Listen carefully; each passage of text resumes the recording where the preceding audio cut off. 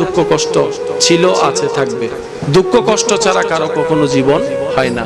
আপনার চোখে যে সুখী, তার চোখে হয়তো অন্যজন সুখী। আপনার দুঃখের কথা যেরকম আপনি অন্যকে জানাচ্ছেন না, তার দুঃখের কথাও সে আপনাকে জানাচ্ছে না। সবাই আপন আপন জায়গায় দুঃখে কষ্টে সময় পার করছে। মনে রাখবেন, দুনিয়ার এই জীবন যতদিন আছে এগুলো আমাদের সইতেই হবে, কারণ এটা দুনিয়া, এটা জান্নাত নয়। কথা বলেন ঠিক কি না? সুতরাং কোন অবস্থাতে মন খারাপ করা চলবে না, ধৈর্য হারা চলবে না। যতই বিপদ আসুক, দুঃখ আসুক, রবের দরবারে সিজদায় পড়ে যাবেন, রবের কাছে মদদ চাইবেন, ধৈর্য চাইবেন। দেখবেন রব্বুল আলামিন আপনার এই ধৈর্য ধরা, আপনার এই চোখের পানির এক একটা নিয়ামত দিবেন এমন ভাবে আপনি কল্পনা করতে পারবেন না। এইভাবে আল্লাহ পাক নিয়ামত দিয়ে ভরপুর করে দিবেন। চিৎকার দিয়ে বলেন সুবহানাল্লাহ। আমার এখানে অনেক ভাইরা আছে কোরআনটা পড়ার টাইমটা পায় না, অথচ এই কোরআনটা দুনিয়াতেও কাজে আসবে, কবরও কাজে আসবে, হাসরও কাজে আসবে। দুনিয়ার বই আপনাকে সার্টিফিকেট দিবে, যে সার্টিফিকেট পুড়ে গেলে আর দাম থাকবে না, কিন্তু কোরআন আপনাকে হেদায়েত দিবে। সুবহানাল্লাহ বলেন। কোরআন আপনাকে আমাকে অমানুষ থেকে মানুষ বানাবে। কথা বলেন ঠিক কি না? ওই কোরআনকে অধ্যয়ন করার চেষ্টা করবেন। প্রত্যেক দিন না হয় অন্তত সপ্তাহে একবার হলো কোরআন পড়ার চেষ্টা করবেন। কিচ্ছু না পারেন অন্তত 2-3টা সূরা মুখস্থ যেগুলো আছে এগুলো হলো পড়ার চেষ্টা করবেন। আর এই নিয়তে পড়বেন, মওলা তোমার কালামকে পড়ছি, আল্লাহ তোমার কালামের বদৌলতে তুমি আমার ভিতর একটা নূর দান করো, যেন ওই নূরের আলোয় আমি আলোকিত এমন ভাবে হতে পারি, নিজেও আলোকিত হয়ে অপরকে যেন আলোকিত করতে পারি, সে তৌফিক দান করো। মওলা এমন একটা নূর দান করো আমার ভিতরে, যেন আমি শয়তানের জুলমতকে, শয়তানের অন্ধকারকে আমি হারাই দিতে পারি, আল্লাহ তুমি সে তৌফিক দান করো। দেখবেন আপনি চাইতে থাকবেন, দোয়া করতে থাকবেন, আল্লাহ পাক সময়ে সময়ে আপনাকে দান করতেই থাকবে। সুবহানাল্লাহ। আমাদের নবীর সবচেয়ে বড় মুআজিজা আল্লাহ দান করেছেন, কি বলেছি? কোরআন। ভাইয়া বলেন কি? মানবের জন্ম 2টা সেক্টরে হয়, 2টা সিস্টেমে। যুবক ভাইদের মনোযোগ আকর্ষণ করছি, আপনারা একটু খেয়াল করবেন। আমি, আপনি, আমরা সবাই মায়ের পেটে পানি থেকে শুরু করে এই দেহ পর্যন্ত হতে মোট 7টা পথ, 7টার সিঁড়ি, 7টা পথ আমরা পার করেছি। 7টা। কয়টা ভাইয়া? জোরে বলতে হবে, কয়টা? অর্থাৎ আমরা 7টা ধাপ পার করেছি। পানি থেকে রক্ত হয়েছি, রক্ত থেকে গোশত হয়েছি, গোশত থেকে এভাবে। কয় ধাপ? এদিকের ভাইয়ের একটু বলেন কয় ধাপ? মা বাবার মহাব্বতের মাধ্যমে আমি এসেছি, আপনি এসেছেন, আমরা এসেছি।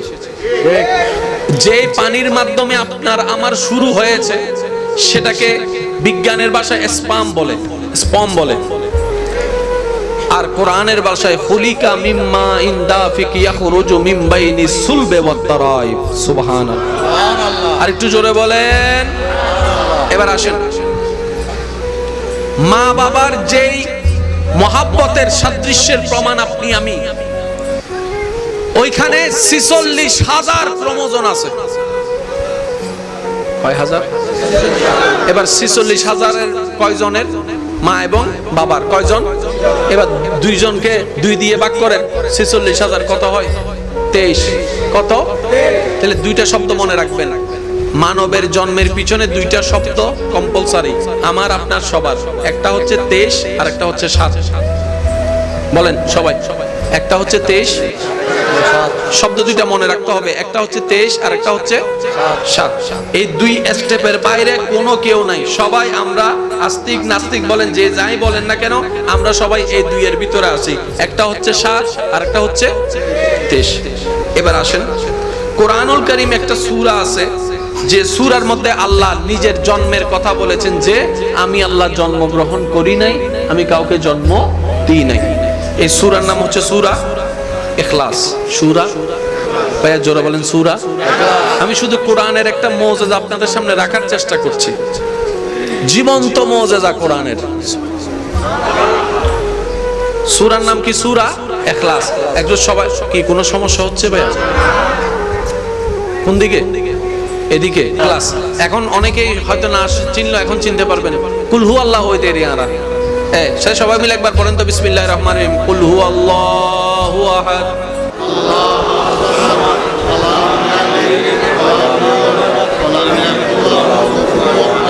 তিনবার বললে সব বেশি নেব না, জানন তো।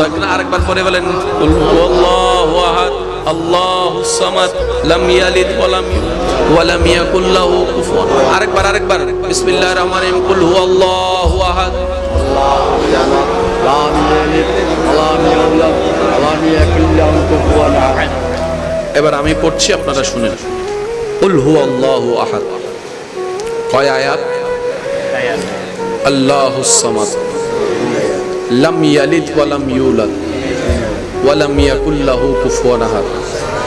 মোট 4টি আয়াত আছে এই সূরার ভিতরে। সুবহানাল্লাহ। আর কোরআনের মধ্যে এই সূরা হচ্ছে নাম্বার হচ্ছে 112। কয় নাম্বার সূরা? 112। জোরে বলেন কয় নাম্বার? 112। হুজুর একটু আওয়াজ দিয়ে বলবেন কয় নাম্বার? 112। কোরআনে 112 নম্বর সূরা হচ্ছে সূরা ইখলাস। এবার 112 এর ভিতর আপনি যদি যোগ লাগান 1 1 2 112, এবার 1 যোগ 1 2 যোগ 2 আয়াত 6। আর একটু জোরে বলেন না সুবহানাল্লাহ। 112 এর মধ্যে 3টা সংখ্যা আছে 1 1 2, 1 যোগ 1 2, 2 যোগ 2 4 আয়াত।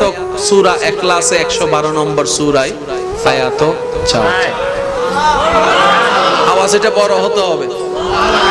এবার আসেন, আলিফ জবর, মাশাআল্লাহ। আর কেন জোরে?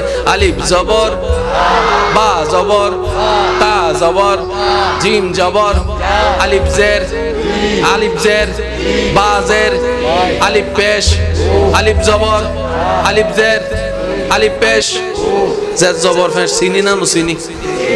এবার আ হইম এন্ডে কোনো জের আছে না নাই ওনারা কেন বাইর করিবেন, ঠিক আছে না বাজি? আচ্ছা, বিসমিল্লাহ জের আছে না? এই তো মাশাআল্লাহ জের আছে না? আলহামদু জের আছে না? নাই আলহামদু জের আছে না? নাই। লিল্লাহে আছে না? মাশাআল্লাহ। এবার হনসাই ইন্না জের আছে না? ইন্না আছে না? নাই নাই। আতাইনা আছে না? আতাইনা নাই। জের আছে না নাই? জবর আছে না নাই? এদুর বুঝ আছে না বাজি? আছে। এবার ওনারা শুধু আর হুজুরের মিকে চাই তাইবেন, ওনারা কেন খেয়াল করিবেন। হনমকে জের আছে না নাই ওনারা কেন শুধু খেয়াল করিবেন। দেখ কুল নাই। আল্লাহু, কুল হু হুয়া আল্লাহ, কুল হু আল্লাহু আহাদ, কুল নাই। হুয়া আছে। হুয়া আল্লাহু আহাদ, নাই। আল্লাহু আস-সামাদ লাম ইয়ালিদ ইয়ালিদ আছে। লাম ইয়ালিদ আছে। ওয়ালাম নাই। ইউলাদ ওয়ালাম ইয়াকুল লাহু কুফুয়ান আহাদ। পুরা সূরার মধ্যে ওনা সাইলে পাবেন যে জের মাতরুক গো। হুজুর ওনা সাইরা হলি তারা খুশি হবো।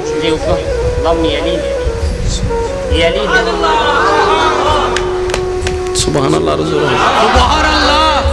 মাইকুর আওয়াজ যে দুজার আর ভাই এক কলকা মনোযোগ দিও নন ইবে কোরআন।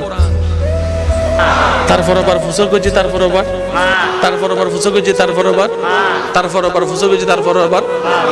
তো নবী তো একবার হইলেও যেতে বই, 3বার হন দরকার কি? আর নবী তো জীবনত মিশতা না হয়, নবী তো হয়তো কথা না হইবে একবার হইলে তার আর 100 বার উত্তর বেশি হয়ে যাব। আর 100 বার হইলে যেদুর মানাতে তেন নবী একবার হইলে এত বেশি মানিব মানছে। এই নবী হদ দে 3বার, তার মানে নবুতর হন একখান হারন। ওয়ামা ইউনতিকু আনিল হাওয়া ইন হুয়া ইল্লা ওয়াহয়ুন ইউহা। আল্লাহ হদ দে আন নবীরে তোরার মতো মনে ন করিস, আন নবী তোরার মতো মন গড়া হতা না হয়। আয় আল্লাহ হইলে হয়, আয় আল্লাহ বইলে বই, আয় আল্লাহ আড়াইলে আড়ে, আয় আল্লাহ রাহাইলে রাহে, আয় আল্লাহ জেন গরি জেন গত্তাম হই, আন নবী এন গদেন করে দে ডর করে। সুবহানাল্লাহ।